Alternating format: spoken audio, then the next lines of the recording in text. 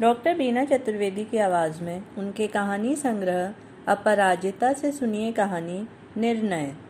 इस कहानी में सौंदर्य की प्रतिमूर्ति, पढ़ी लिखी, सभ्य, सुशील दिव्या की शादी आदर्श के साथ हो गई थी। आदर्श आए दिन झगड़ता रहता था। एक दिन दिव्या को चरित्रहीन कहकर घर से चले जाने को कह दिया। दिव्या अपने दोनों बच्चों को लेकर घर से निकल गई। असमंजस की हालत में उसने निर्णय लिया कि उसे वापस अपनी ससुराल में ही जाना होगा। वापस आकर बैंक मैनेजर से मिलकर लोन लेकर घर के पास एक दुकान किराए पर ली और उसमें बुटीक खोल लिया। उसकी मेहनत रंग लाई। दिव्या ने बुटीक का निर्णय लेकर अपनी व बच्चों की जिंदगी सुधार ली थी। सुनिए कहानी निर्णय। बिस्तर पर लेटी दिव्या खिड़की से बाहर की ओर निहार रही थी। शांत, स्वच्छ, निर्मल आकाश देखना भी कितना सुखद लगता है। घर के बगीचे के बिस्तर में फैली हरियाली, रंग बिरंगे फूलों की सुगंध हवा के साथ वातावरण को सुवासित कर रही थी। दिव्या अपनी खूबसूरती के दंभ में, कल्पना लोक के राजकुमार की चाह में, बाहरी सौंदर्य के झूठे सच में स्वयं को प्रफुल्लित करते हुए आनंदित हो रही थी। दिव्या सुंदरता की प्रतिमूर्ति थी। भगवान ने उसे अप्रतिम सौंदर्य दिया था। नाक नक्श मानो सांचे में ढालकर तैयार किए गए थे। उस खिले हुए गोरे रंग के समक्ष सूर्य का प्रकाश भी धूमिल लगता था। दुबली पतली कोमलांगी देखने वालों को अपनी ओर आकर्षित किए बिना नहीं रह सकती थी। बचपन से ही घर बाहर के लोगों द्वारा उसकी सुंदरता के बारे में सुनकर उसे अपनी विशिष्टता का एहसास हो गया था।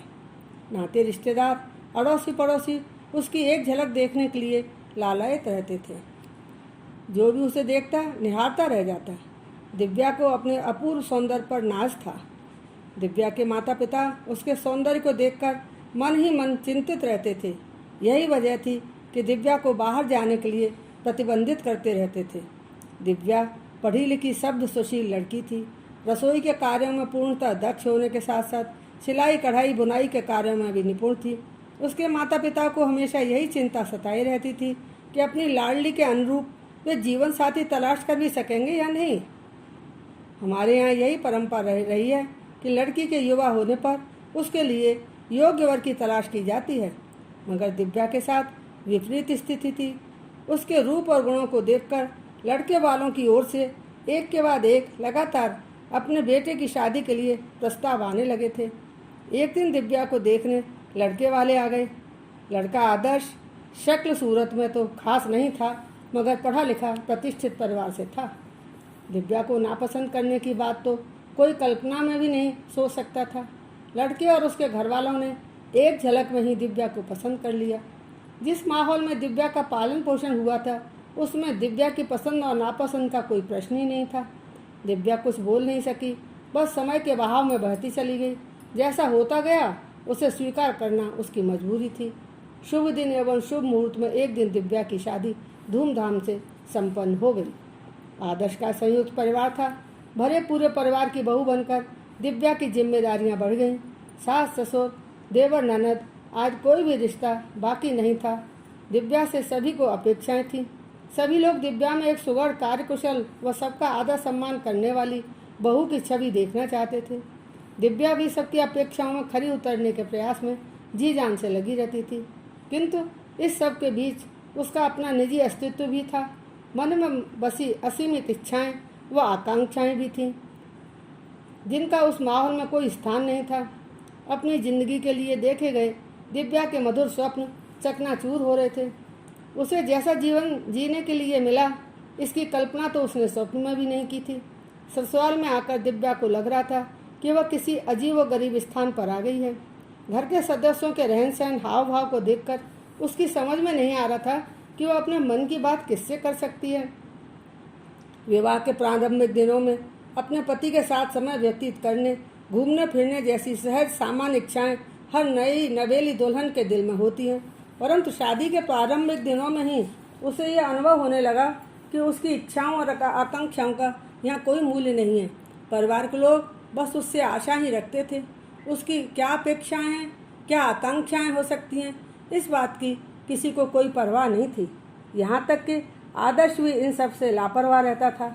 नई नवेली पत्नी के प्रति मात्र शारीरिक आकर्षण के अलावा उसकी कोई अन्य रुचि नहीं थी। बस सारे समय अपने आप में मस्त रहना ही उसकी दैनिक दिनचर्या थी। आदर्श दिव्या को चाह तो था, उसकी ओर आकर्षित भी होता था, मगर चाहत को अभिव्यक्त करना और दिव्या की भावना को समझने और उसे महत्व देने की न तो उसमें विशेष समझ थी और न इच्छा थी। परिवार के अन्य सदस्यों के साथ ही दिव्या का सारा समय व्यतीत होता था। दिन भर गृह कार्यों में वो व्यस्त रहती थी। आदर्श अपनी पत्नी को साथ लेकर घूमने जाने की कभी सोचता भी नहीं था। दिव्या सोचती थी कि क्या इसी तरह अपनी इच्छाओं को मारकर मुझे अपना जीवन व्यतीत करना होगा। जिंदगी रूपी गाड़ी छुक छुक करती हुई आगे बढ़ती जा रही थी। दिव्या को अपने जीवन में दूर दूर तक कहीं भी आशा की किरण नजर नहीं आती थी। उसने अपनी इच्छाओं एवं आकांक्षाओं को मार लिया था। उसका रूप सौंदर्य का घमंड चकनाचूर हो चुका था।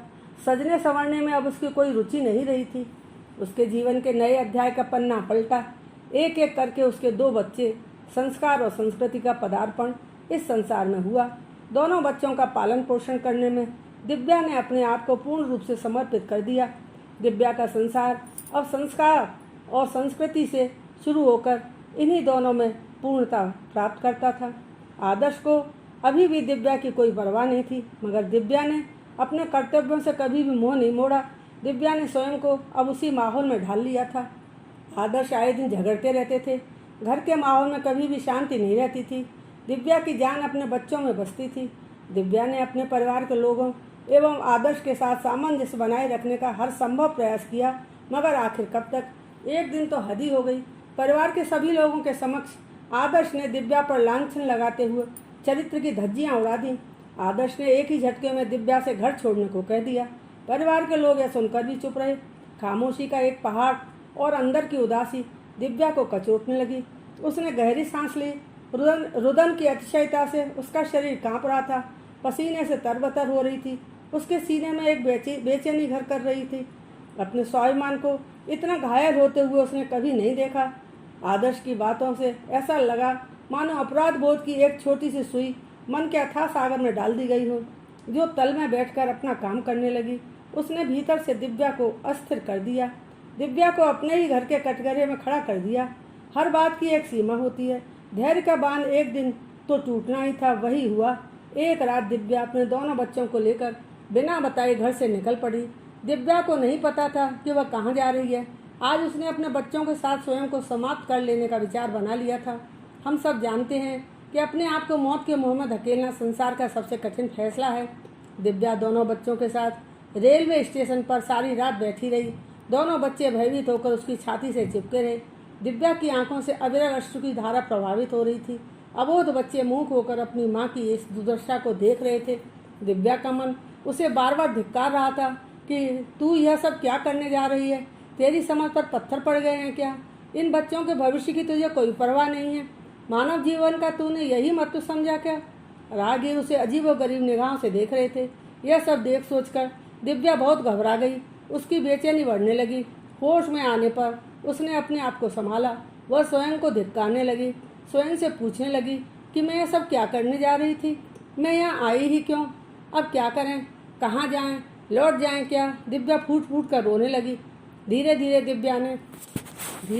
दिव्या ने स्वयं को संभाला। वह सोचने लगी जो हो गया सो भूल जाए। अपने लिए नहीं बल्कि अपने बच्चों के लिए मुझे जीना होगा। अभी भी कुछ नहीं बिगड़ा। वह घर से क्या सोचकर निकली थी। लौटने का रास्ता तो अभी भी खुला है। घर लौटने का मतलब है कि उन्हीं स्थितियों में फिर से वापस आ जाना जिनसे वह दूर भाग जाना चाहती थी। रेलवे स्टेशन पर खड़े खड़े उसे अपना अतीत याद आ रहा था। वह जिंदगी के विषय में क्या सोचती थी और क्या हो गया। होश में आकर उसने अपने आप को संभाला। दिव्या ने अपने मन को काबू में किया। बच्चों के भविष्य के प्रति उसने स्वयं को आश्वस्त करके घर वापस जाना उचित समझा। बेबस लाचार करती ही क्या।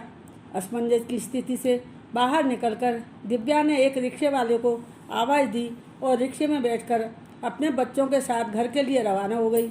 वही घर जिसने उसे छोड़ने के लिए विवश कर दिया था। सवेरा होने वाला था।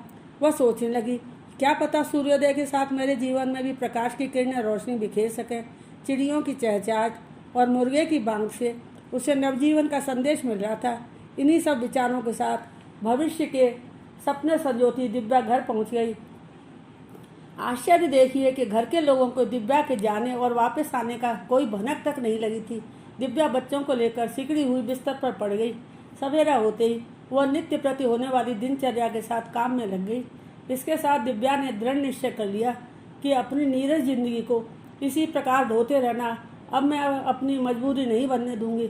दिव्या अपने बच्चों के जीवन को सुधारने के लिए दृढ़ प्रतिज्ञ हो चुकी थी। वह अपने पैरों पर खड़ी होना चाहती थी। अब चाहे कुछ भी हो जाए, वह हर मुसीबत का सामना दृढ़ता से करेगी। दिव्या के दिलो दिमाग में इस प्रकार के विचारों के परिणाम स्वरूप उसमें स्फूर्ति एवं शक्ति का संचार होने लगा। स्कूल की पढ़ाई के दिनों में शौकिया तौर पर उसने सिलाई कढ़ाई सीखी थी। साड़ियाँ, कुर्ते, चादरें, नाइटी आदि पर रेशमी धागों से खूबसूरत डिजाइनें बनाकर कढ़ाई करना, छोटी बच्चियों को सुंदर से सुंदर फ्राकें सिलना, ये सब कार्य वह बड़ी लगन से करती थी। उसके कार्य को देखकर उसकी शिक्षिकाएं खूब शाबाशी देकर उसे प्रोत्साहित करती थी। घर पर आकर जब दिव्या अपने माता पिता रिश्तेदारों को दिखाती थी तो सभी लोग उसकी सराहना किए बिना नहीं रहते थे। स्कूल के दिनों की यह सब बातें याद करके उसकी अंधकार भरी जिंदगी में प्रकाश की किरणें जगमग करने लगी। दिव्या भविष्य के सपने सजोने लगी। वह सोचने लगी कि मैं अपना काम अवश्य ही शुरू करूंगी, उस पर मेरा स्वयं का आधिपत्य होगा। इन्हीं सब उधेड़-बुन में दिव्या सारी रात सो नहीं सकी। कब रात पूर्ण हो गई, कब सवेरा हुआ, इससे उसे आभास भी नहीं हुआ। सवेरा होते ही गृह कार्य को उसने शीघ्रातिशीघ्र समाप्त किया और बैंक आ गई। बैंक आकर मैनेजर से मिलकर सब जानकारी प्राप्त की और लघु उद्योग प्रोत्साहन योजना के अंतर्गत प्रार्थना पत्र प्रस्तुत किया। लोन पास होने में अधिक समय नहीं लगा। इस बीच दिव्या ने बुटीक खोलने की योजना बनाते हुए इस संबंध में इधर उधर से संपूर्ण जानकारी प्राप्त कर ली। अपने घर के नज़दीक ही उसने एक दुकान किराए पर ले ली और उस पर दिव्या बुटीक सेंटर का सुंदर सा बोर्ड बनवा कर लगवा लिया। उसके इस कार्य का परिवार के लोगों ने काफ़ी विरोध किया, लेकिन वह किसी की नहीं सुनते हुए अपने इरादे पर अडिग रही। आदर्श को तो इन सब से कुछ लेना देना ही नहीं था। वह तो बस अपनी ज़िंदगी में ही मस्त रहता था। नज़दीक के लोगों ने दिव्या की हिम्मत की सराहना करते हुए उसे शुभकामनाएं प्रेषित की। दिव्या पूरे हौसले के साथ जिस रास्ते पर चल पड़ी थी, वहाँ से उसने पलट कर नहीं देखा। दिव्या के भीतर का कलाकार शनै शनै उभरने लगा। वह कपड़ों की डिजाइन कैटलॉग्स दिखाकर ग्राहकों को अपनी बुटीक की ओर आकर्षित करने लगी। धीरे धीरे दिव्या ने कंप्यूटर चलाना भी सीख लिया। अब वह कंप्यूटर की स्क्रीन पर ग्राहकों को विभिन्न प्रकार की डिजाइनें दिखाने के कार्य में भी कुशल हो गई थी। दिव्या के आकर्षक कार्य और समय की नियमितता को देखकर महिला ग्राहकों की भीड़ उसकी बुटीक पर तीव्र गति से बढ़ने लगी। शादी विवाह, तीज त्योहारों के अवसर पर दिव्या को सांस लेने की भी फुर्सत नहीं मिलती थी। नदवाशी दिव्या की कड़ी मेहनत और समझदारी रंग ला रही थी। परिणाम स्वरूप दिव्या के बैंक के बचत खाते में दिन दूनी रात चौगुनी वृद्धि होने लगी। दिव्या के जीवन में अब सुकून आ गया था। अपनी जिंदगी को अब वह अपने ढंग से जीने के लिए स्वतंत्र थी। दिव्या ने अपने दोनों बच्चों को शहर के अच्छे स्कूल में भर्ती करा दिया था। अब दिव्या बच्चों को हर प्रकार की सुविधा दिला सकती थी। उसका जीवन स्तर भी सुधर गया था। उसकी अच्छी आमदनी को देखकर परिवार के लोग भी अब उसकी सराहना करने में पीछे नहीं रहते। दिव्या की शादी के कुछ दिनों पश्चात से ही दिव्या के माता पिता भी बहुत दुखी रहते थे। दिव्या की खराब हालत के लिए वे स्वयं को जिम्मेदार समझते थे। अपनी फूल जैसी बच्ची का भविष्य अंधकार में डालने का दोषी वह किसी और को कैसे समझते। अब जब दिव्या की हालत सुधर गए तो उन लोगों को भी बहुत सुख शांति मिली। उनको यह सोचकर संतोष हो रहा था कि देर से ही सही, मगर दिव्या ने बुटीक खोलने का निर्णय लेकर अपना तथा अपने बच्चों का जीवन सुधार लिया था।